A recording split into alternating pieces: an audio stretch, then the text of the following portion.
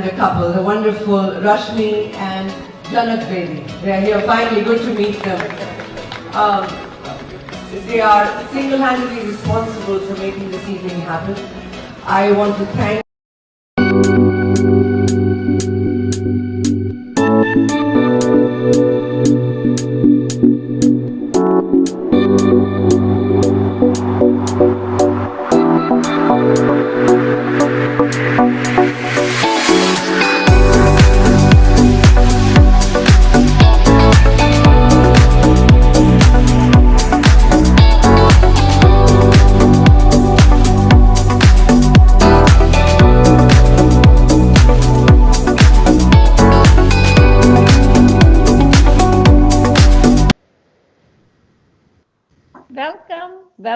Welcome to My Journey with Miss Bharat, Texas. This is a fabulous and a phenomenal show from My Dream Entertainment, and we have launched our own website and we air our shows through our My Dream TV. We also go live on Facebook, Twitter, and Instagram, and this is an awesome opportunity for all our participants and contestants as well as winners of My Journey of Miss Bharat Texas to have their interviews and talk show in our segment.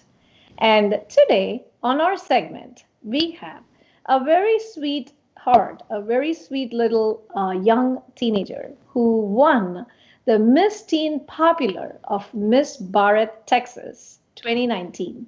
She is also the second runner-up of Miss Teen Bharat Texas, and she is a fashionista, a diva, and a very beautiful, sweet Abhishta Tota. Let's welcome to Abhishta Tota to our show.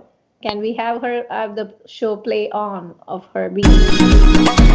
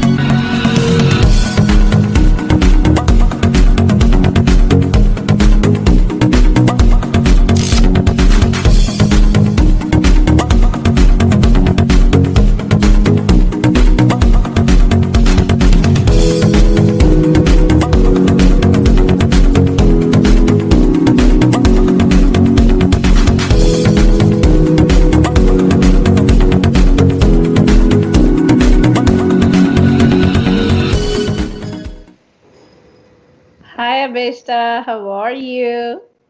I'm good. Thank you so much for having me. How are you? Yeah, I'm doing good. How was your day so far? It's been good. Yeah, so how is the schooling? How is it going with the virtual school? It's definitely interesting. It's a lot more different than what I'm used to, but I'm adjusting to it. Awesome. That is nice. So, congratulations for being the Miss Teen Popular from Miss Bharat, Texas 2019. Thank you so much. Thank you for giving me the opportunity. That is awesome. Remember that time, like you were like, I'm not sure, like, because of this busy school. And I was like, no, this is one-time opportunity, try it. And I'm so glad you were able to participate. Viewers, it's just like when teens, we try not to disturb them with their studies, but sometimes these are one-time opportunities, and we always tell our parents that try to get them involved. It's an excellent opportunity because it helps them mold into an overall personality. And what do you think about that? Like going onto the stage, talking? I mean, first, before I even participated in the pageant, I was just unsure because I'd never done a beauty pageant before. Okay. And so I didn't know what to expect, but I'm really glad I did it because I got a lot of valuable life experience and I felt really empowered when I was doing it. When, I was showing off my talent and when I was walking on the stage and getting crowned, I felt like, I'd accomplished something and I'd really shown people who I am. Exactly. That is a big confidence booster as well as builder, because when somebody goes on to the stage, first of all, as kids, people are very stage afraid, right? And that's the one thing when you're young and you start going onto the stage more often and often, the stage fear component just goes out. And especially when we are in a pageant, we are just thinking about only the beauty part. And I always tell them, it's really not about the physique, the beauty, it's about how you carry yourself. And when you walked, remember when we practiced the walk, and you did really well. I mean, I never thought you were just doing it first time. Might be because you're already a dancer, right? Yeah. Yeah. And how long have you been learning Bharatanatyam? I've been learning Bharatanatyam since kindergarten, so I Wow. think this is my 10th or 11th year. Awesome. So did you do Arangetram already, or are you in the process? I'm planning on doing Aramgitram in senior year so I can, continue dance for all throughout high school. Oh, that is really nice. So are you using Bharatanatyam as your school credit too? Is that something you're doing, or you're not doing that part? I'm not using Bharatanatyam as my school credit, but Okay. I know a lot of people do. Yeah, I heard about it and I never knew about that. And then some people told me that you could use that. And then I'm like, it's such a beautiful art. And then I really love that picture of yours. When your mom sent me that, I'm like, that is so beautiful. It's very cultural. And the sari goes onto your complexion really well. The yellow outfit, you look very like a star in that. Thank you so much. Yeah, Yeah. culture is just a huge part of my identity, especially. I really like to, be connected with my Indian heritage, and that's just really important to me. Very true, very true. We should never forget our Indian roots. It's always important. And that is something, like whoever comes from whichever their origin, we always want to just say hello to our origin. We should never hide it. There's really no point, right? Like we should be feeling proud about it. And we are proud American citizens and we carry that. That's the whole part of being American citizens too, right? So it's like, you are multicultural and we carry the heritage and we feel proud. And this is a great land of opportunities, especially young generation like you. So what do you think about women empowerment? I think women empowerment is such a great thing because it's basically showing women that they can change the world and revolutionize the world with, their one-of-a-kind actions and ideas, and that they're just as good as men. And it really shows how far we've come as a society because I know in the past, women did not have the same rights as men and they were not treated as equals. And we're still dealing with the aftermaths of that effects today. There's still, a gap in the pay, because women have in some places are less paid than men. And also sometimes their voices are not heard. And because of this, we use women empowerment to combat that and basically say that women are just as good as men and that they have a voice too. And it really helps them be heard in society. Very true. And then these platforms, the pageant platforms, do give us an opportunity to talk about a lot of things. And that is a great thing, that because we as women should not be just looked as like a beauty portion. We also have is like beauty with the brains, right? So it is like we should have the congeniality part of it. It's more about what is from the inside, what makes us very beautiful from the outside, right? So that's what I always believe in. So do you think that women of today are given equal opportunity and equality, or we are still not there yet? I would love to say that women are given the equal opportunity and equality, but sadly that isn't true, as there are still some discrepancies in our rights. Like I talked about before, there's a discrepancy in our pay. There's inequalities in that. And I know in some fields such as STEM, there's a lot of mansplaining happening where women are talking over, or they're thought of as, not as intelligent as men. And we've still come a long way, and I don't want to discriminate that process and that improvement that we've come through, but there's still a lot of room for improvement. Awesome. I really love your accent, and you have really, the way you explained, you're not so fast, you're very paced. I'm able to understand. I really like the delivery of your language. It's really nice. So based on what's happening in the court right now with the women being elected as judges, how do you feel about it? I feel very empowered. Yeah. When I see women just like myself being elected as judges and public officials, I know that I can do the same thing, and that women all over the world can do the same thing. And I think that's just such a great idea, and that it's turning into reality, and we're starting to see more women in public offices. I think it's just amazing. Very nice. And it feels very inspiring, right? It feels motivational, and we feel like, yes, we can do this. We can do something good to our society. We can do good to our field of science. We can help a lot of things, passing medical bills, dental bills, etc., etc. And that makes us feel that, okay, we are contributing to this human society, right? Yes. That is very nice. So I know that you also have a lot of interest in the activism, and you get actively involved in politics. You were also the youth, part of the youth leader team during one of the campaigns, during a local race. So tell me your experiences. You don't have to mention any names or any parties. You can just share the experiences, how you felt. What was it feeling like to work with other youth leaders, and all your experiences?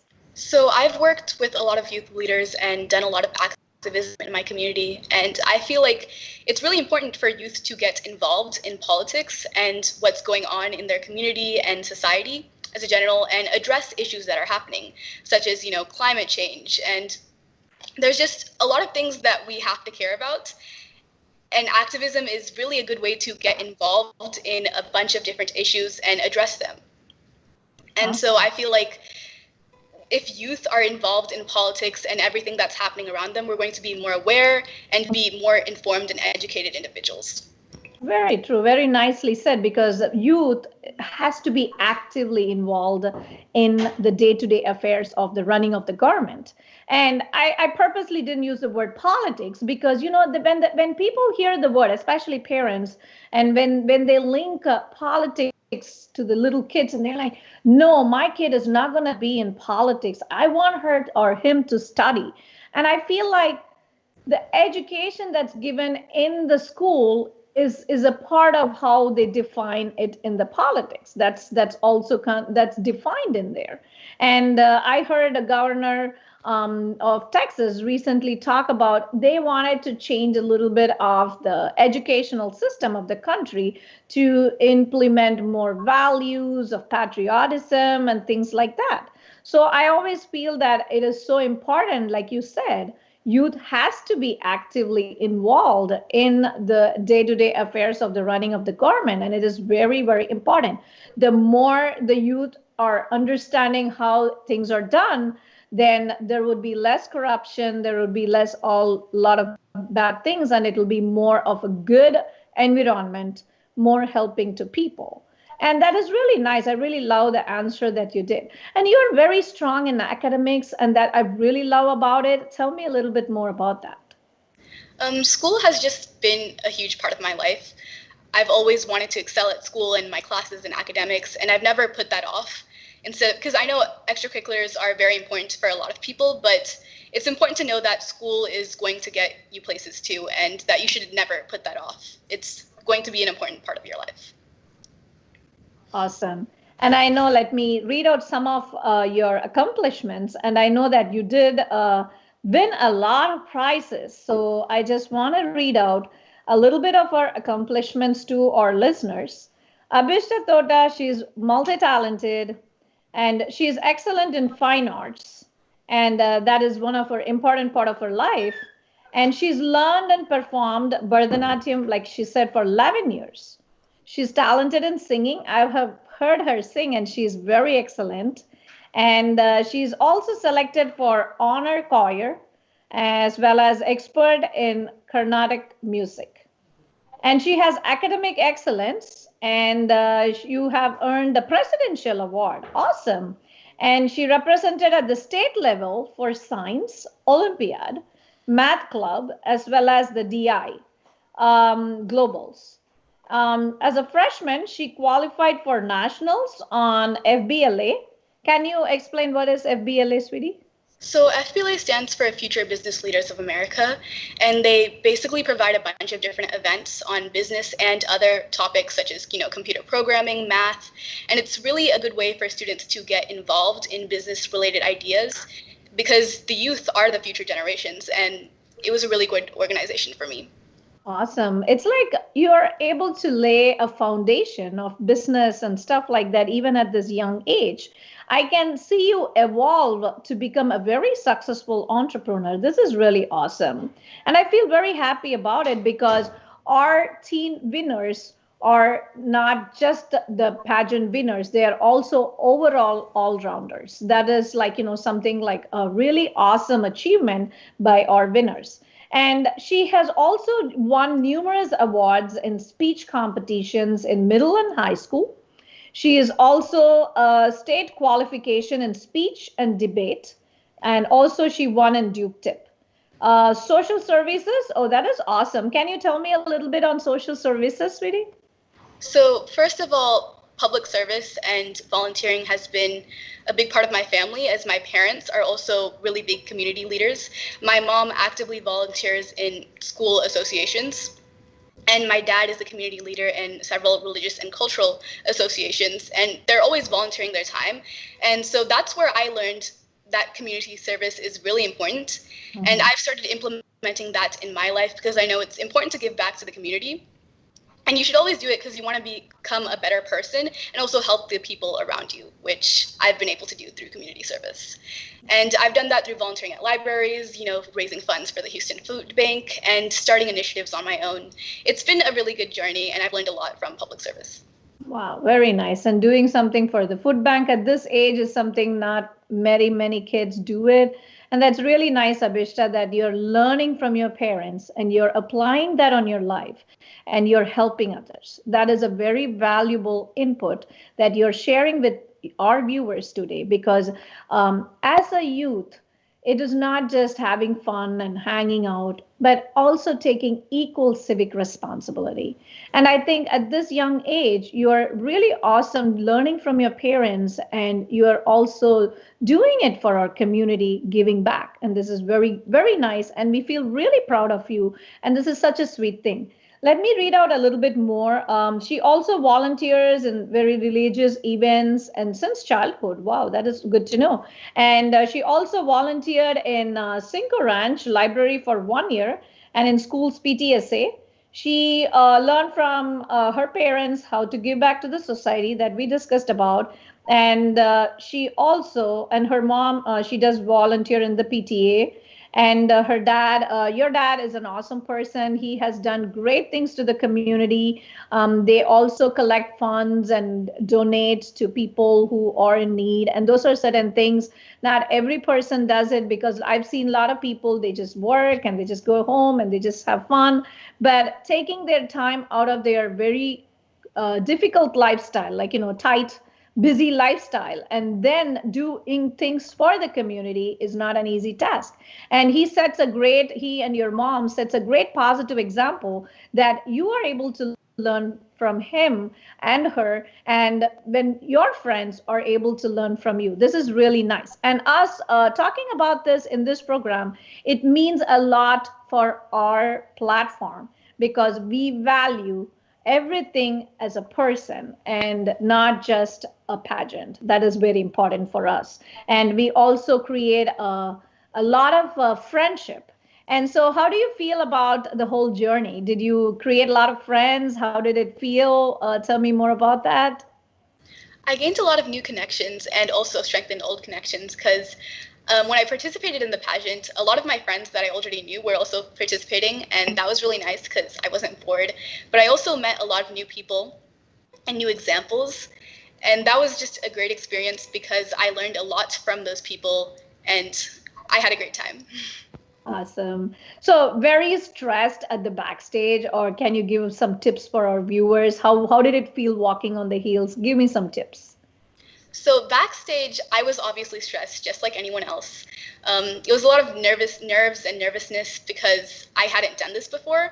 But as soon as I got onto that stage and I saw the people around me, I realized, I was the star of the show and I had control over what I did. And it gave me a lot of empowerment and confidence, and I just rocked the stage.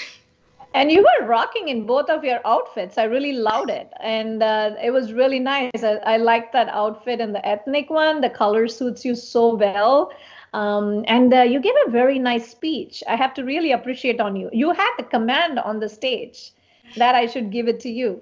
That's really nice. So, and also, you also served in the leadership positions in the FBLA, which we just discussed, and also in the PTSA, as well as in the class of 2023, she is the student representative. And she also mentors Kids Speech. Can you tell me a little bit more about that? So in our speech and debate club, basically there's a mentor and mentee program. And so I just got assigned some kids and I'm just teaching them along the way, especially through this virtual environment where it's really hard to be connected with the team and get familiar at competing. And so I'm just helping out these kids to become more incorporated.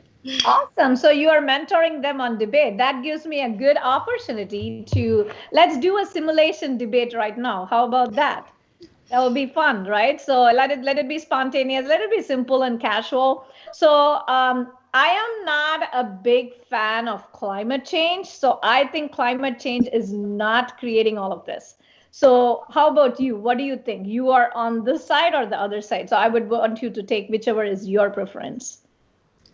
Do you think climate change is creating do I say my preference or do I argue for climate change? Yeah. Which do you want to argue for? I want to give you that, which one you're comfortable with.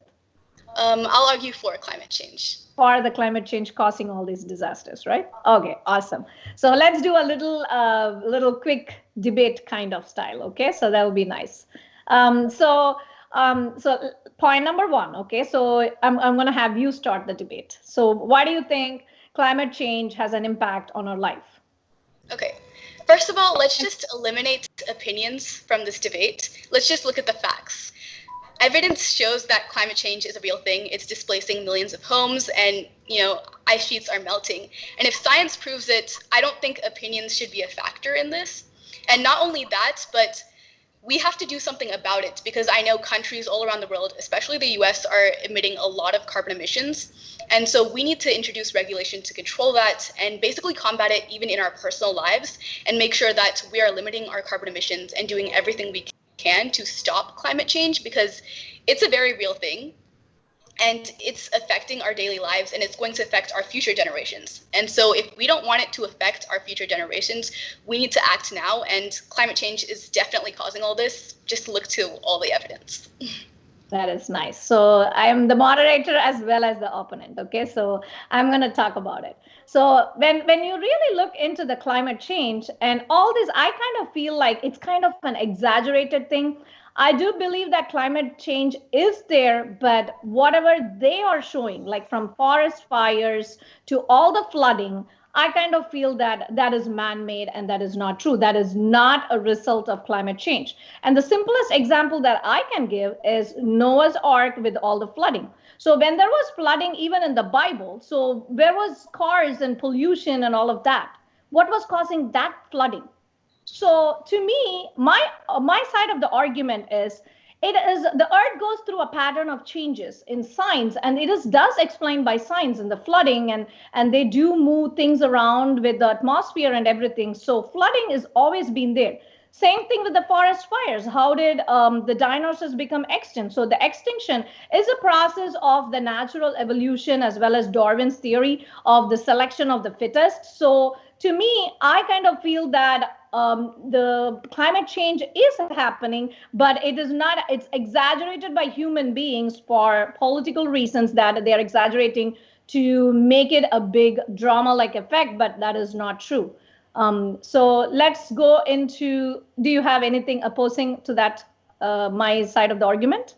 So the two examples you brought up were the dinosaurs, and the most popular theory of how dinosaurs got extinct were through asteroids, and that really isn't a result of climate change. And also the flooding from Noah's Ark, that was a result of natural climate change. However, a lot of the things we are seeing today, such as forest fires and floodings and natural disasters, are a result of climate change. And but what is the, so this is my really side of the, exaggerated by people, because climate change is going to be a direct result of our actions, and it's going to impact our future. And the reason it's exaggerated is because people like yourself believe that climate change isn't going to affect them. However, it's going to affect their future generations. And to stop that, we need to act now. And the reason they think it's an exaggeration is because it's not happening now, but it's going to happen in the future. so I just want to argue on that point. So when I said about the dinosaur, it's just an example of how fires can spark. That's how, you know, the extinction and the whole mass destruction has happened. And so when we really find out the reason for the California fires outbreak was, they said it was a gender party. Why would a gender party be is a point of talking about in this type of era? So to me, it is a clear-cut example of, because there's no proof. There is no proof that can calibrate that this has happened only because of this. So there were events in the past that had mass fires, that had mass flooding, and it was not like this has just happened only now. And that was one of the things I wanted to put out. So let's move on to the next question. So the glaciers are melting and the sea levels are rising. Do you totally believe that is because of the climate change?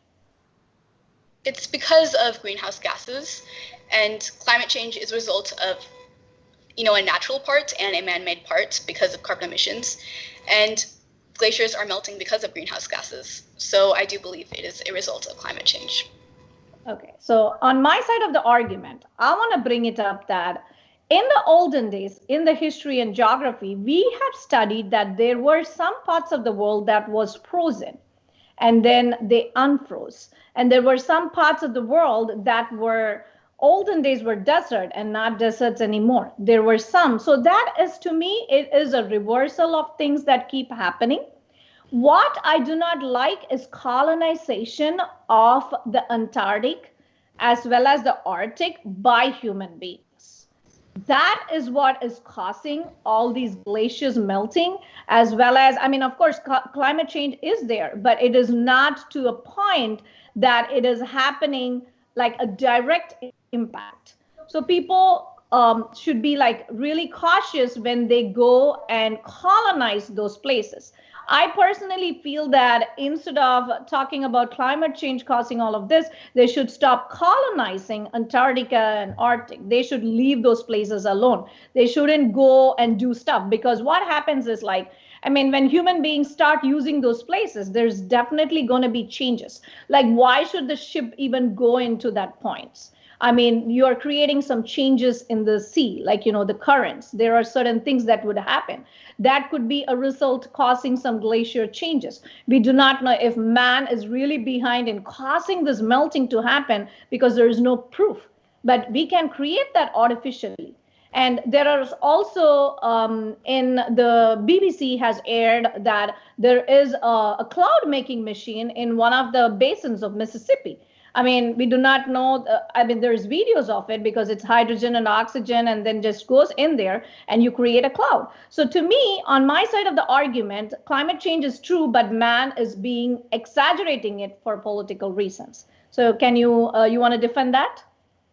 So the first point you brought up was how in historic times, places have changed from, deserts to frozen parts. I think that's what you said, but the problem there is that in historic times, man didn't colonize the earth and pollution wasn't a thing. And so that's why that really isn't a factor playing into those changes in climate.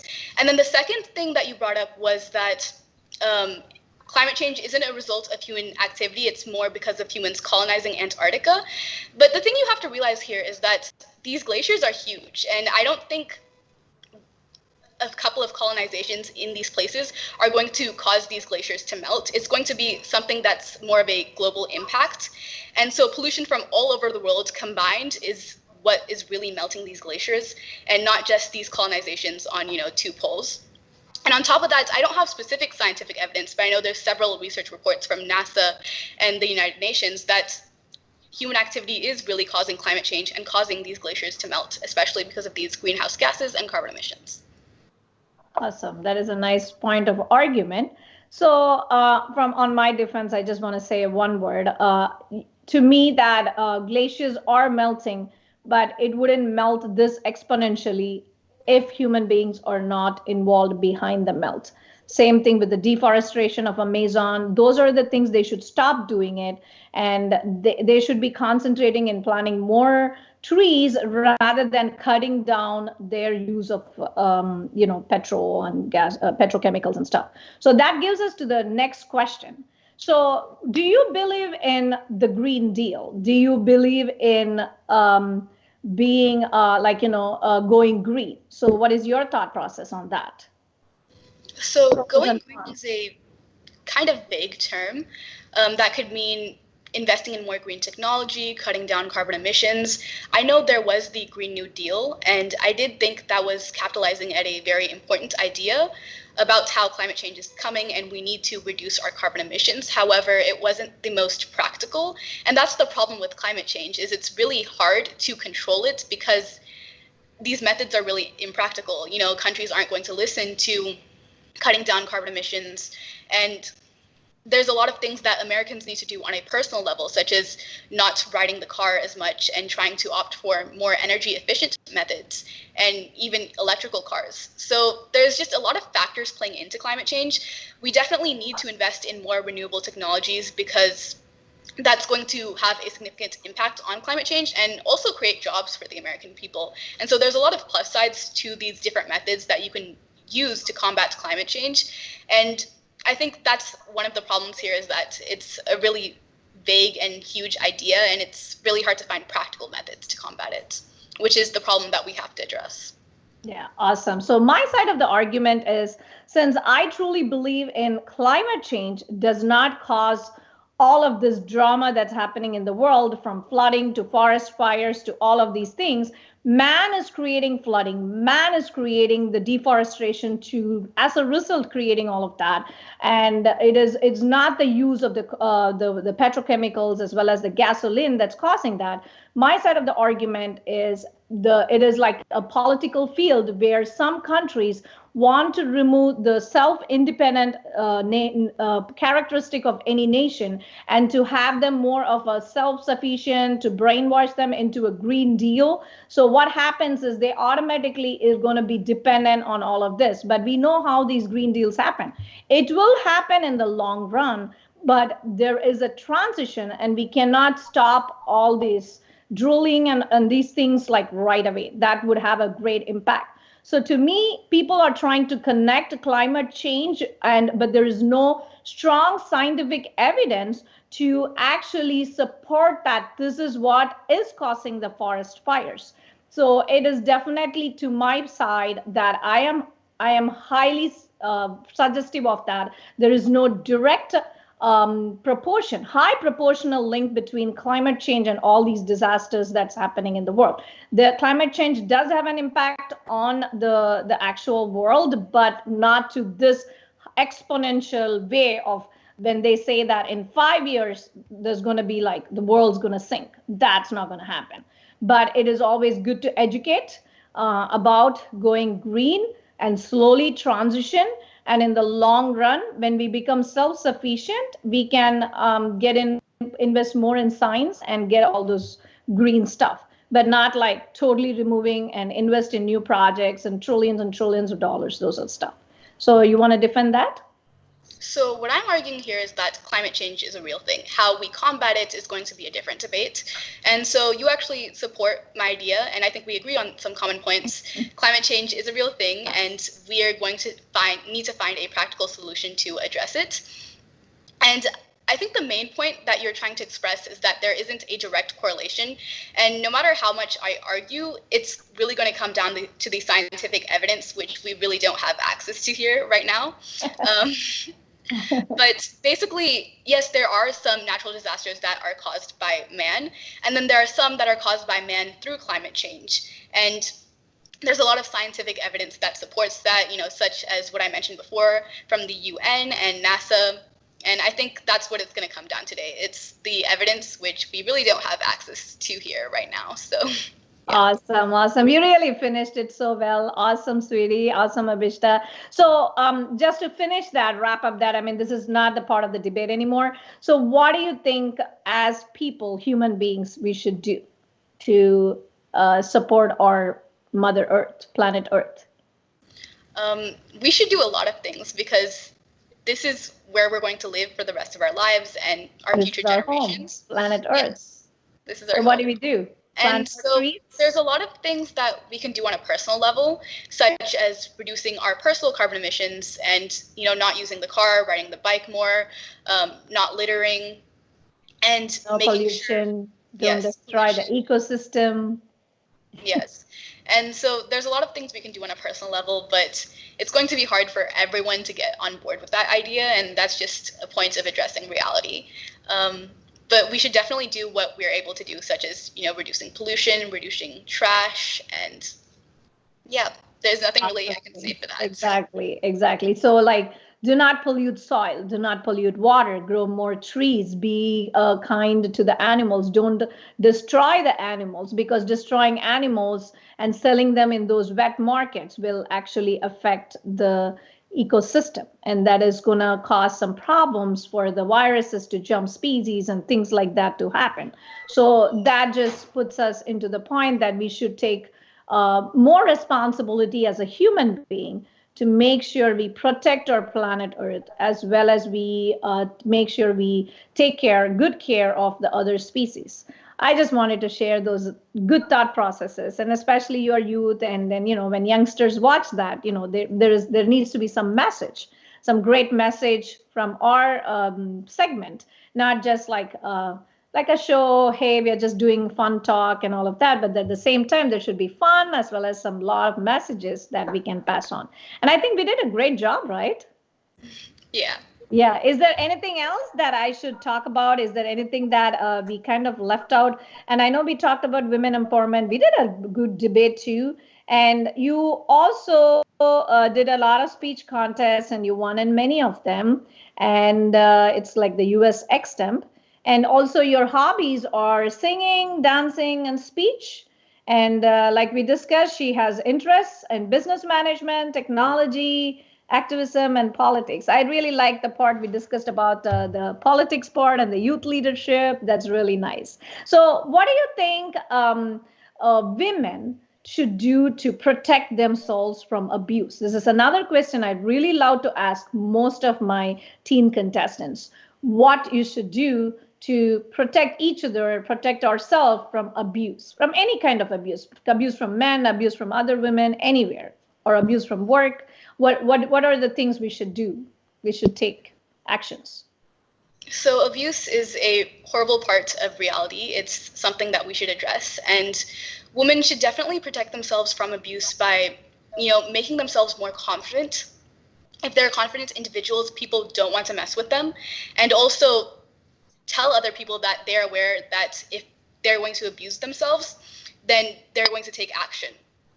And so they should really not try to be scared and put on a brave front, because they're going to need that courage and combat whatever is abusing them. And if they are experiencing abuse, I know I can't give them advice personally because I would never know how it feels. But I would tell them that they shouldn't lose hope because good things are going to happen, and that they should try to stay strong and do whatever they can to save themselves and protect themselves. And I think confidence and having courage is a huge part of that, because a lot of people can't find their voice. A lot of women, survivors of assault and abuse, they don't know how to speak out after it's happened. And so finding their voice is a huge part of that. And would you be thinking about standing for some organizations that protect abused women, or something that you would look up into in the future of your life? Definitely. Yeah, awesome. That is really nice. Yeah, I am associated with some of those organizations like Sneha Hastam, Daya Foundation, and also during our pageant, we gave the free platform for Daya Foundation, and Zakia was a person who who volunteered through those Daya Foundation, and she wanted to bring them up, and we gave them a free platform. We had them come and talk. We also had the bone marrow donor people to come and talk during our pageant. We also had Ms. Geeta Ravala talk about Vedic and Bhagavad Gita on our pageant platform. We created a change. We removed the stereotype of a regular pageant. We crowned our Mrs. Grandma contestant as a winner, and we had a difference. Miss Bharat, Texas, under Rashmi and Janak Bedi, with My Dream Foundation, Global Foundation, always makes a change. We create a change and we do a lot of good stuff. My Dream Global Foundation is what the shows are associated with. It is for a noble cause. And during this pandemic, Rashmi Bedi ji has collected money through our donations, through our shows, and we have donated sanitizer kits to the young kids as well as nursing homes and people who need it the most. And we helped our society. These are some of the good things. We can just collect, pool money, and do great stuff. And this is such an awesome opportunity for many of the viewers who are viewing our show to be a part of our platform with Miss Bharat, Texas. And since our journey keeps continuing, do you have any suggestions for people right now, for kids and youth as well as people during COVID, how to combat stressful times? Give some advice. So COVID has really changed every part of our daily lives, from school and education to the workforce and just communicating with people in general. And so I think what's important to realize is that these times are going to eventually pass. And for now, we just have to adjust and do our best and try to maintain a positive outlook on life, because I know there's a lot of negative things happening around, but just focus on the positives and focus on what's going good in your life to make sure that you aren't going to let your spirits down and that you are doing the best with what you have. Very beautifully worded and excellently presented. Very confident answer. And the whole segment that you did, I don't think so you hesitated a moment. You gave the answers straight and they were so beautiful and very, very thoughtful and very smart answers. And I really have to appreciate you and congratulate you on your winning. And we also wish you all the best and more success in your future endeavors. One last question before we sign off. So what is your ambition in life? What do you want to become?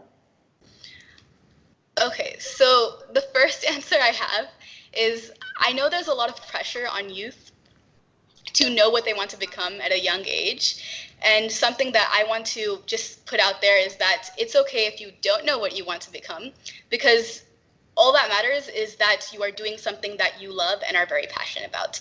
And so I personally don't know what I want to become, but I have definitely a lot of career field interests in mind right now, such as politics and activism and business management. And so I'm definitely figuring out what I want to be in life as I grow. But for now, I'm not sure on a specific career path. So undecided. So are you planning to go into the scientific path or more of a business side?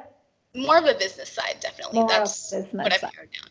Awesome. And I definitely want to become an entrepreneur and start my own business, because something that's so great about that, you, Auntie, are an entrepreneur. You're definitely one of my inspirations for women empowerment, you know, a successful entrepreneur, dentist, and and so I definitely want to be successful. An important thing, I created jobs.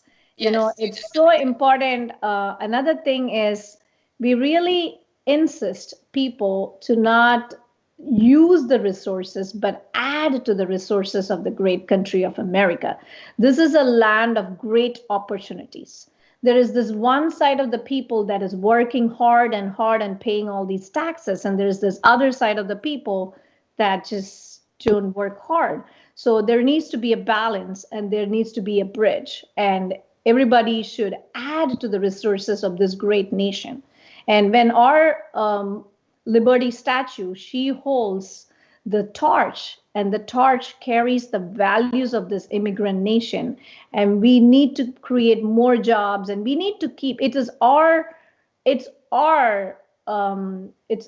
duty to keep this country in the topmost position, because we started with the top position of this country and we cannot lose it. We need to keep this country helping others, because we Americans have helped others, and we have always been pioneers in science and field of research and everything, and we were the role models. We should never lose that status. We should always help others. We should create more American jobs, and we should be the strongest youth and to be more meaningful, like our teen contestants and winners here, and we should be able to contribute to our mother nation. Being said that, thank you so much for your time and wonderful thoughts and inputs, and that is so very nice, and we really loved your evening with you. Thank you, Abhishta, and this is your doctor's son, Dr. Nisha Sundaragopal, signing off from My Journey with Miss Bharat, Texas. Next segment, we will meet up with another wonderful contestant and winner. Thank you.